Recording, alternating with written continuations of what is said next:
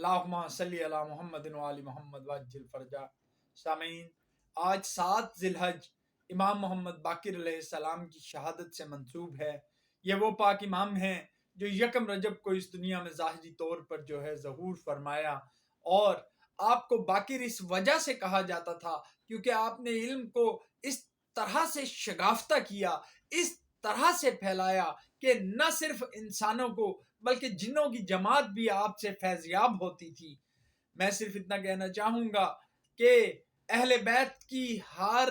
ہستی پر ظلم کیا گیا، اور امام محمد باقر کو بھی ولید ملعون نے وہ شہید کروایا۔ امام حسین علیہ السلام کے فرزند شہزادہ علی اکبر کہتے ہیں کہ بابا، آخر یہ جو باقر ہیں ان کو باقر کیوں کہا جاتا ہے؟ تو امام حسین علیہ السلام آگے سے فرماتے ہیں کہ بیٹا، یہ نجیب الطرفین سید ہے میرا بیٹا، اس کی ماں فاطمہ ہے، اس کا نانا وہ میرا بھائی حسن ہے، اس کا باپ زین العابدین ہے، اور اس کا دادا میں حسین ہوں، اور بے شک اسی کے ذریعے اہل بیت کے تمام تر علوم وہ دنیا تک پھیلیں گے۔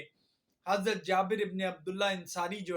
جو نبی کریم صلی اللہ علیہ وآلہ وسلم کے جید صحابی ہیں، وہ ایک مرتبہ امام محمد باقر کی خدمت میں حاضر ہوئے اور آپ نے ان کو سلام کہا۔ آپ نے کہا کہ مجھے نبی کریم صلی اللہ علیہ وآلہ وسلم نے یہ بشارت دی تھی کہ بلا شبہ تم حسین کے پوتے کو دیکھو گے، اور جب تم اس کا زمانہ پاؤ تو اس کو میرا سلام کہنا، اور اس کے بعد چند عرصے بعد تم مجھ سے آ ملو گے۔ اور یہی ہوا کہ چند عرصے بعد جناب جابر وہ وصال پا گئے۔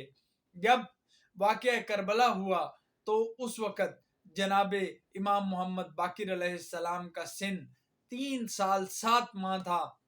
اور جب آپ نے دیکھا کہ سب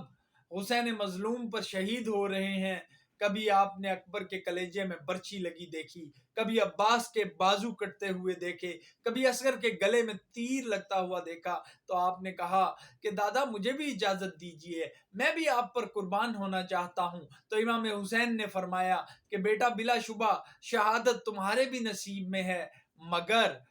تم وہ کام کرو گے جو اہل بیت کا تمام علم ہے وہ لوگوں تک وہ پھیلاؤ گے۔ پس 11 محرم جب ہوئی تب امام زین العابدین کے اس فرزند امام محمد باقر کو بیڑیوں میں رسن بستہ کر دیا گیا۔ کبھی آپ کو پلانوں کے بغیر محمل کے جو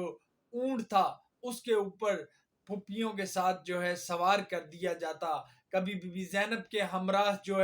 اور کبھی جناب سجاد کے ساتھ بیڑیوں اور توق کے اندر